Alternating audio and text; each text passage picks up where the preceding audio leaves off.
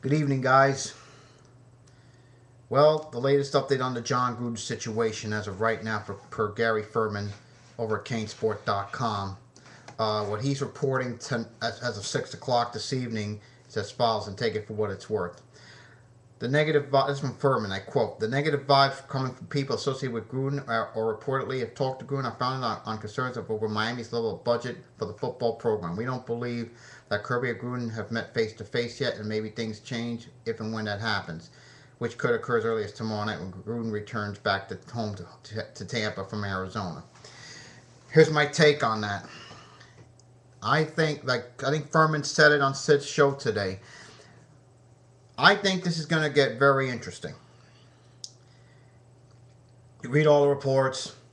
You read the things about Jon Gruden. There's just too much smoke there. Now, he's not going to say anything tonight. Anything about the U job tonight. That is not going to happen. Now, Peter King said this is not going to happen, but I just don't buy it. There's just too much there. Kirby's gonna push hard. If Kirby has not met with Jon Gruden, I'm sure like I said, I'm sure he will tomorrow night when he gets back to Tampa. So just gotta stay tuned on that. The thing as of this morning from Papa Kane's tweet this morning, or they did take it down. But a recap on that is as follows. They say it began a week ago. It denied all at once, but it happened. The thing from now, Bello says something interesting today in his blog. Nothing's going to happen to, like I said, if the Monday Night Football scenario plays out, and I just don't see that happening now, as of 6 o'clock. An announcement on Gruden could come as soon as tomorrow, though. Who knows if they do meet? Most likely it would be tomorrow. But when I heard Furman on Sid's show today, the one thing that he really said something interesting on here. He said he had it now on Jon Gruden. The next 24 to 36 hours will be critical whether we get Gruden.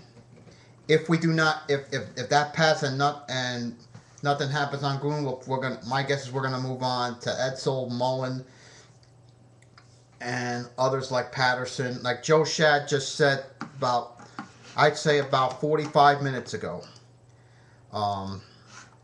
Joe Shad mentioned a couple of candidates. Patterson, Richt, Tubb, Mullins, Kevin Sumlin at Houston, Mike Stoops, Arizona, Edsel. He says those are the candidates. But when you see Million in the Palm Beach Post today, on possible candidates to be the next Kane boss running the football offices at the Heck Center, the thing you have to look at that is, okay, the candidates you have to look at, he just updated this about a couple of minutes ago. Mario, what he's done at FIU, just incredible. From 1-11 in 2007 to a Sun Bowl title this year. I don't think we want to go that route again because of the situation with Randy. Randy Edsel, Connecticut. He's a protege of Tom Coughlin. He knows Tom Coughlin. Remember one thing. They can win the Big East Saturday night if they beat USF. He's been there since they started in 1999. He makes about $1.3 million. That may be the safe bet to go with if we pass on Gruden, or if Gruden passes on us. Edsel could be a realistic choice. Al Golden. Now, Al Golden, what he's done in Philadelphia, in a pro town like Philadelphia, one of the best coaches in college football, but the most likely scenario with Al Golden is Al Golden most likely would go to Penn State. That's the way we're looking at it now. Mike Leach is not going to get an interview per Furman. Just don't see that happening. Even though he lives in the Keys, just can't see that. Jim Leavitt. Now Bella mentioned in his blog today that Jim Leavitt, if he came here, would do so as a defensive coordinator. I don't see him being a head coach, and the reason for that is, I remember I lived in Tampa for 16 years. I followed USF from afar since the beginning. And when Jim Leavitt first started this in 1997. The thing with USF teams since they went into D1, and especially in the Big East.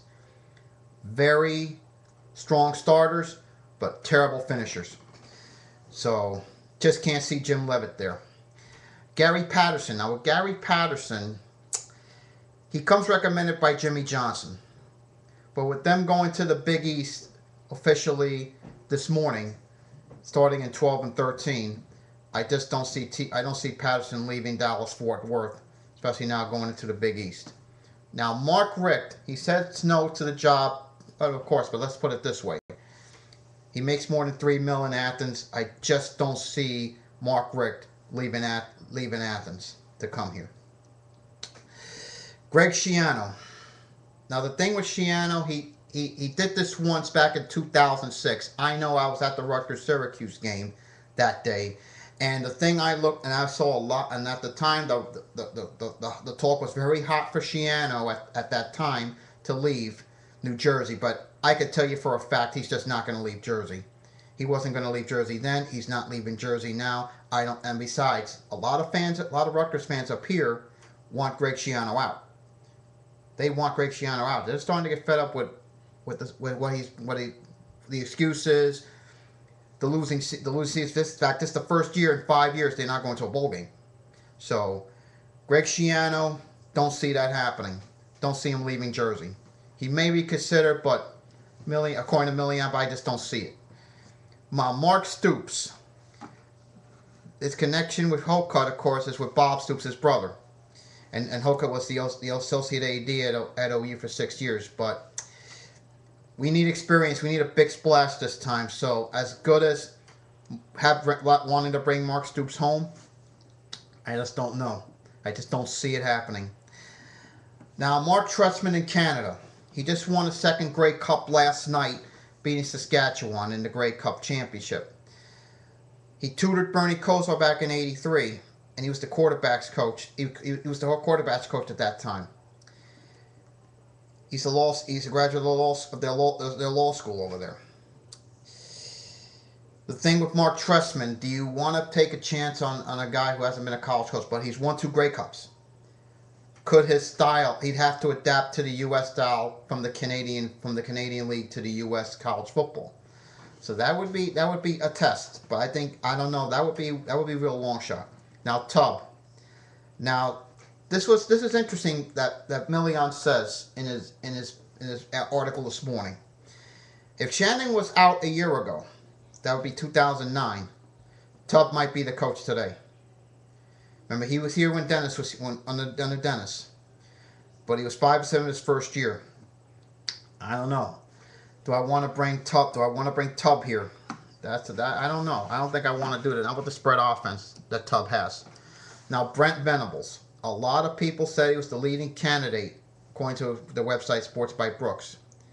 The only downside, if this were 2006 or 2000, if this were 06, I might have taken a shot on Venables. But not now. Not when we're getting murdered by FSU and by Florida in recruiting. We need a major splash hire in this. So that's what I think plays out.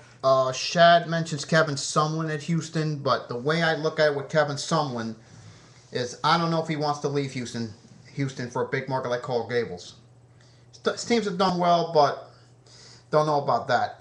Mike Stoops could be one to consider, especially with her Hokut's ties to the Stoops brothers. So that would be one to watch on Mike Stoops. Don't know if he wants to leave the desert though.